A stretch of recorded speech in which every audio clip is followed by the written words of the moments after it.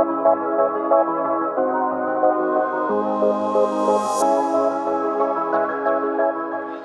in a slot on the right side, Young loads and going long. Got a man there. Burton's got it. Good things come in small packages. Sometimes the NFL doesn't like that, though. What's up, everybody? Ken Swanson here with my guy, Sean Barber. We are breaking down quarterback Bryce Young. This is presented by Miller Lite. Barber, Bryce Young, exceptional quarterback. The big question is obviously the frame. Hey, man, across the board, he's the best of the best. But the things he can control are the things God gave him. Small frame, and, man, a little bit limited arm ability. But we'll check him out. We'll check the film out, and we'll test out Bryce Young versus the rest of this draft class. Young will run for it again. No, the short pass. This time he's got his tight end. Touchdown, Alabama. Unbelievable. Barber, there's so many intangibles with Bryce Young, and the production that he's had in his time at Alabama is just unreal. I love the way he keeps his eyes downfield. He's always looking for the big play, next play.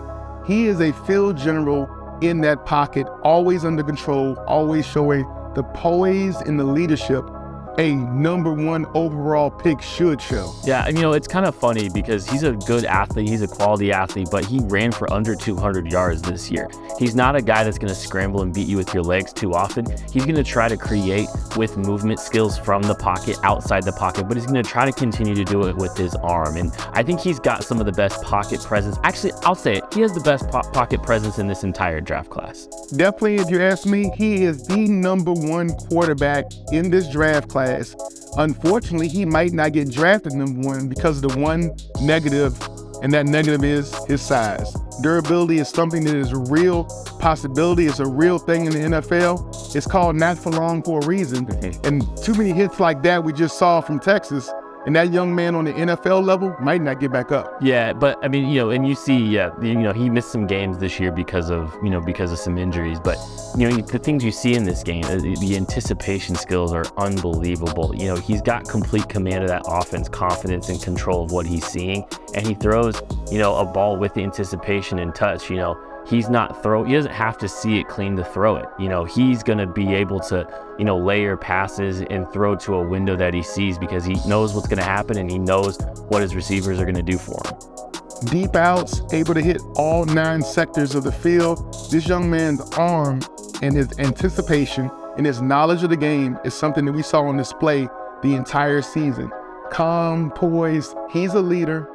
He knows how to win, he's a winner. And those are the things, those intangibles that you love, that you have to be successful at the quarterback position. There's just little moments in his game that I see from just so many different prospects. Like there's some times where the way he kind of is able to, wiggle out of a sack and let guys kind of fall off him, even though he's not the biggest guy. It kind of reminds me of how hard it is for Joe Burrow to take a sack at times because of his just anticipation of pressure in the pocket too, and kind of developing a stable base to make sure he can elude. And then, you see some of the anticipation skills, the off-platform ability.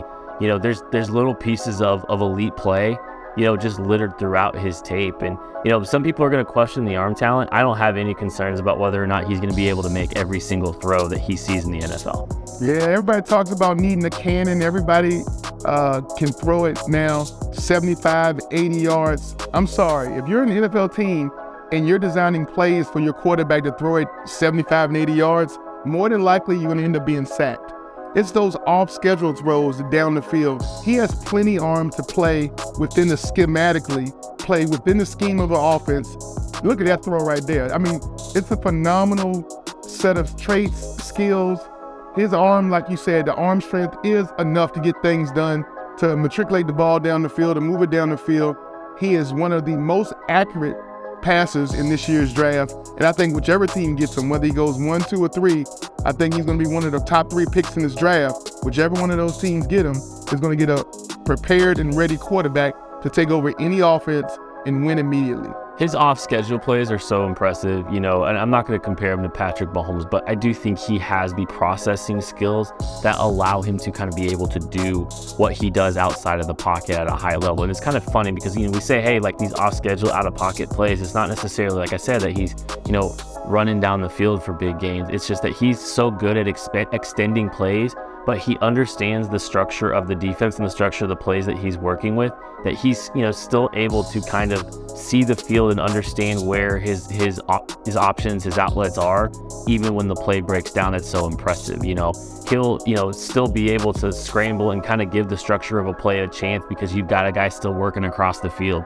But then he's also got such a good understanding of, timing and where the scramble rules are going to take some of these players too. He plays it at such a high level relative to the rest of this draft class, and honestly, several draft classes. I'm going to do it. I'm going to compare him to it. His pro comp, in my eyes, is prime Russell Wilson. Not the Russell Wilson we saw from last year, but Russell Wilson in his prime is what I think this kid's ceiling is when he comes in the NFL. Under the right tutelage, he has the ability to be a game changer immediately. My on-field comp for Bryce Young is on-field. It's Deshaun Watson. He maybe doesn't have the elite, traits with the arm talent that everybody's excited about.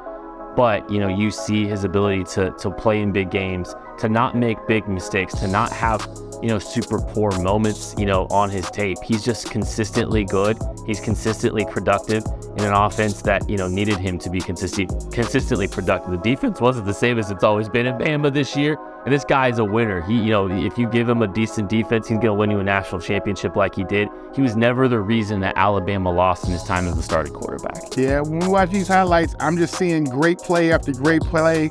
I love the elusiveness. I love him scrambling just enough to buy himself enough time to put the ball exactly where it needs to be put. Like I said, keeping his eyes down the field, being able just to carve up these SEC defenses that we know are high quality. I love what I'm seeing with this young man. People talk a little bit about, hey, not able to see over the line and all that stuff. That's not my concern about him. My concern is obviously just a little bit of the durability. He is a smaller guy. I know he weighed 203 at the combine, but didn't do anything else for a reason, because I think he was just eating PBJs and drinking milk for the whole week beforehand. But that's going to be the concern for him. Everything else, the tape itself, very, very good. It's Bryce Young, the quarterback out of Alabama.